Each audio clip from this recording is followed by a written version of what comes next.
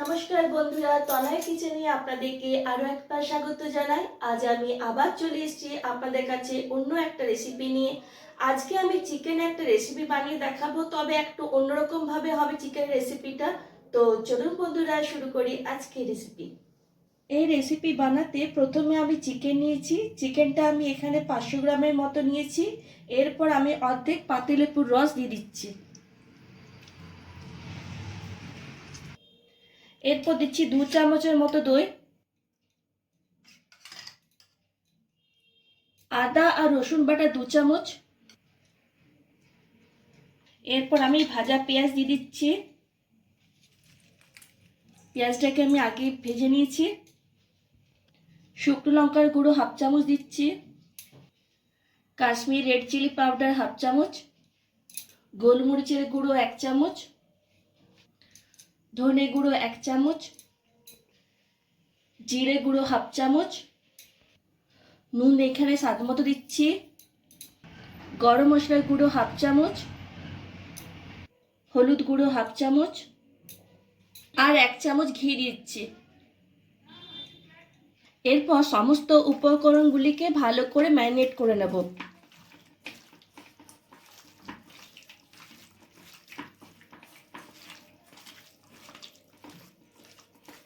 Marinate করা হয়ে গেছে। এরপর 20 মিনিটের মতো আমি ঢাকা লাগিয়ে রেখে দিচ্ছি। এরপর আমি এখানে একটি মিক্সিং বোল নিয়েছি, আর সেই মিক্সিং বোলে আবার আমি ভেজে রাখা পেঁয়াজ দিয়ে দিচ্ছি। তার সাথে 5টা গোটা রসুন দিচ্ছি, 4টে কাজু, আবার 1/2 চামচের মতো কাশ্মীর রেড চিলি পাউডার দিয়ে দিচ্ছি। এরপর এগুলিকে একটি পেস্ট বানিয়ে নেব। পেস্ট তৈরি হয়ে গেছে। এই রেসিপি বানাতে আমি এখানে একটি কড়াই নিয়েছি, আর সেই কড়াইয়ে আমি অল্প পরিমাণে বাটার দিয়ে দিচ্ছি।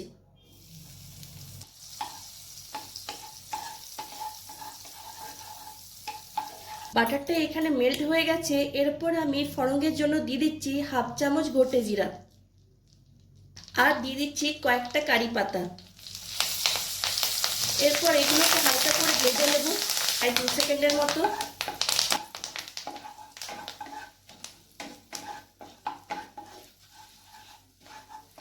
এরপর আমি এখানে ম্যারিনেট করে রাখা চিকেনটা দিয়ে দিচ্ছি।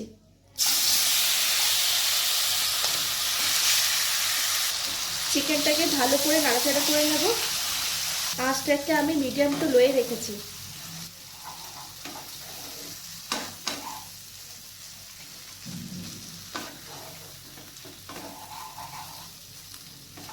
আমি এখানে একটু নাড়াচাড়া করে নিচ্ছি।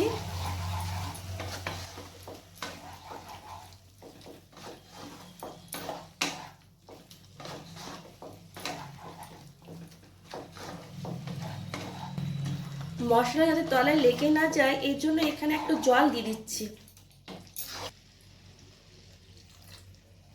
পর চিকেনটাকে আবার ভালো করে কষিয়ে নেব। চিকেনের রেসিপিটা আজকে আমি একটু অন্যরকমভাবে বানাচ্ছি। আপনারা চাইলে একবার বাড়িতে ট্রাই করে দেখতে পারেন। আর যদি রেসিপিটা ভালো লেগে থাকে কমেন্টসের দ্বারা জানিয়ে দেবেন।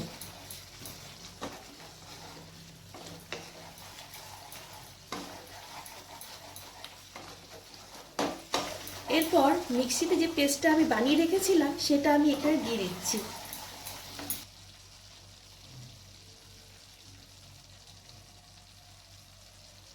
আবার ভালো করে মিক্স করে নেব।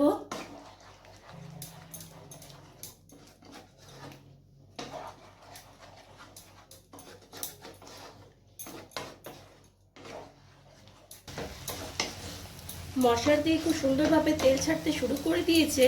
এরপর আমি 10 মিনিটের মতো ঢাকা লাগিয়ে রেখে দেব।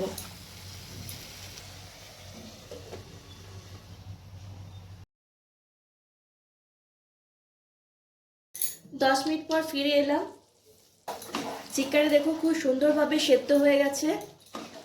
রান্নাটা প্রায় শেষের দিকে।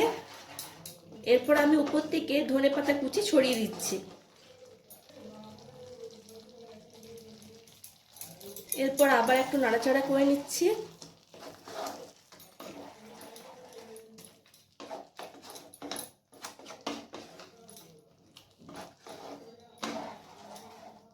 এরপর আবার আমি 2 মিনিটের মতো ঢাকা লাগিয়ে দেব, যাতে ধনেপাতার কুচি ফ্লেভারটা চিকেনের সাথে ভালোভাবে মিক্স হয়ে যায়। 2 মিনিট পর ফিরে এলাম। চিকেনটা দেখুন হয়ে গেছে। এরপর আমি গ্যাসটা বন্ধ করে দিচ্ছি। আমি তারপর আপনাদেরকে প্লেটে সার্ভ করে দেখাবো। এই দেখুন আমি প্লেটে সার্ভ করে দেখালাম আপনাদেরকে। কি বন্ধুরা, কেমন লাগলো আমার আজকে এই রেসিপি? ভালো লাগলে ভিডিওটিকে লাইক আর শেয়ার করবেন, আর অতি অবশ্যই আমার চ্যানেলটিকে সাবস্ক্রাইব করবেন। আজ এই পর্যন্তই। নেক্সট ভিডিওতে আপনাদের সঙ্গে আমার আবার দেখা হবে অন্য একটা রেসিপি নিয়ে। ততক্ষণ পর্যন্ত টাটা, বাই বাই।